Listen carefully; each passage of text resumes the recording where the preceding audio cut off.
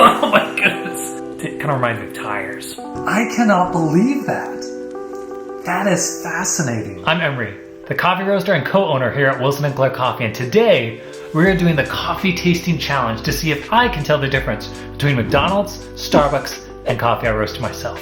So I know a lot of times when you see specialty coffee, it's like, is it really that much difference from like your chain coffee restaurants? Well, today we're gonna find out. Now my wife prepared all these coffees beforehand, so I have no idea which one is which. They're labeled on the bottom, so at the end we can figure out if I'm right or not. So first of all, just looking at the coffees, you can definitely tell some coloration differences. You have this one over here that's super dark, this one that's about like middle of the road, and then this one's a little bit lighter. All right, so first I'm gonna start off with just smelling the coffees to see if I can pick up any hints about these coffees just from the smell themselves. Okay, that one smells very dark. That smells like a dark roasted coffee. Not a lot of nuance in that, just a lot of darkness in that. Okay, this one I'm getting a lot of floral notes maybe. Definitely much lighter than the previous one. All right, and this one, honestly, I'm not getting a lot of smell from that, but it definitely smells a little bit more middle of the road. It's not super dark, but it's not really very light either. That's interesting. Okay, so let's try the first sip. Starting off with this guy. Oh my goodness. That is super, super dark. Oh my goodness. Very gritty. Oh man. Whew, I don't know how much more that I can try. That tastes super dark. Not very pleasant at all. And yeah, very, very gritty. It kind of reminds me of tires. You know, old tires or something like that. I can't believe I'm doing this, but I'm gonna do one more sip, just to be fair. Oh yeah, not really getting much of anything. I feel like I'm getting like burnt rubber is the initial taste up front. As it kind of like wanes, I'm getting like flavors of charred coffee. Definitely not pleasant. Oh my goodness, man. Whew, that's intense. Okay, coffee number 2. This is definitely the one that looks a little bit lighter in the cup. Ooh, that tastes pretty good. Ooh, that's nice and floral. That's tasting really nice, honestly. I feel like I could be drinking this a lot. Yeah, definitely getting some lemony, light citrus flavors. But honestly, like, most of like the rest of my palate, like the aftertaste, is still all I'm tasting is that very first coffee that's just like dark and bitter and sad. Okay, so let's go on to the next one.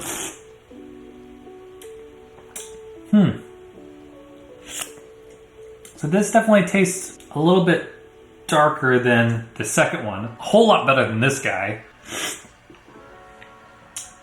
Definitely getting some nuttiness in this flavor. It doesn't taste very like dynamic. Yeah, it's a little flat in the sense of like I'm getting the flavors of coffee, which are very pleasant, I might add, but definitely nothing like spectacular, nothing nuanced.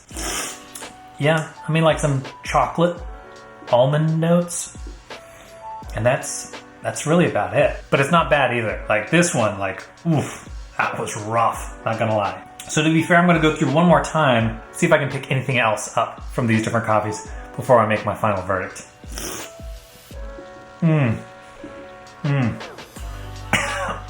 It doesn't get any better. Ooh, it's just heavy and just bitter. What I envision coffee as is like a child when my dad would be drinking, it's like, it would be this, like zero interest in consuming this beverage.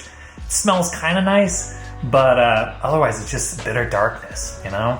Not really what I'm looking for. And honestly, I probably shouldn't have started with that one because I feel like it's ruined my palate for everything else, but hey, it is what it is.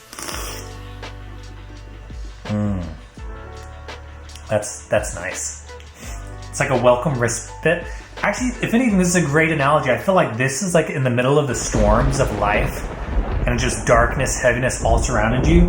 And when you take a little sip of this coffee, it's like all of a sudden the clouds have parted and the sun is breaking through.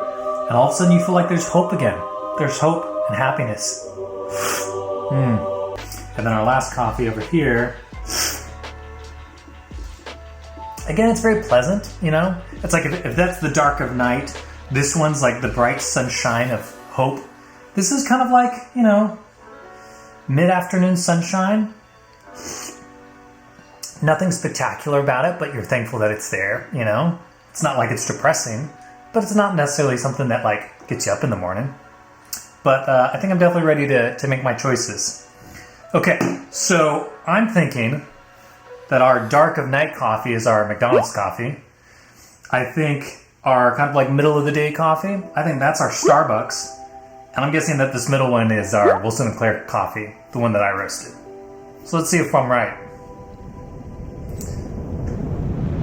Oh, whoa, this is Starbucks. You gotta be kidding me. Interesting. I am really surprised. That was much darker than I was expecting. Okay, then over here we got Wilson & Claire. I was right about that one. Which means that this one is the McDonald's coffee. I cannot believe that. That is fascinating.